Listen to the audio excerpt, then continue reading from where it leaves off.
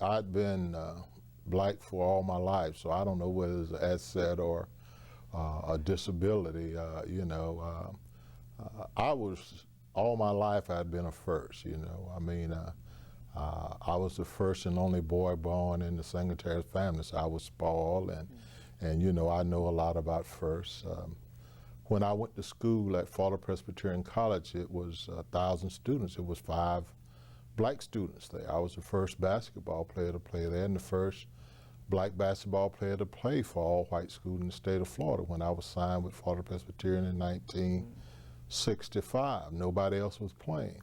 And so I went into many places where I was the only one, or me and the janitor, we were the only guys who really understood what was happening, and so I was the first there, and I had a wonderful coach, and we went through that whole era together. That was the 60s, and everything was going on in the 60s. I went to Illinois, and I did a lot of firsts in Illinois, and so when I got to Florida, I was familiar with the pressure of being the first and being the only. I grew up here, so I had a lot of support. It was not like Florida was an alien place for me, and it was not as if I didn't know anybody. I went to school here, so I had a lot of resources.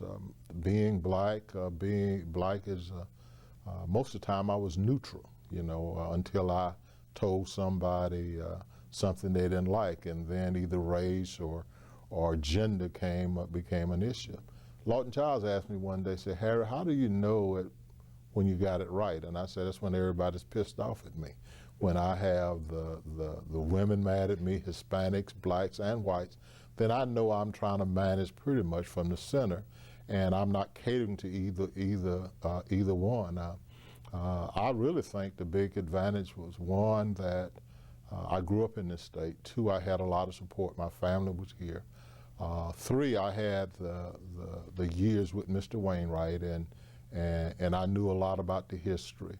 I had the 4 years with Mr. Doug. I knew a lot of people. I knew a lot about central office. I had the advantage of starting at the bottom of the profession in 1968 when I started, and I worked my way up through. I was a superintendent, I was a region director, I was a assistant secretary. I didn't miss any of those rungs, so I learned a lot about the system from the bottom up, and I also think I knew something about probation and parole, and I knew something about the institutional side of the system, and through a lot of my other experience with teaching and being on the board of trustees, I learned about management. I think we did, a lot of that was to my benefit when I sit in the chair at corrections. I was ready for it, but I had to grow into it. There was a lot of things, even though you're assistant secretary, that you don't know about being secretary, and particularly in terms of political end, because the secretary normally handles those issues and the assistant secretary go about doing his business, and the boss has to take the heat. And now the buck stopped with me, and that was the difference.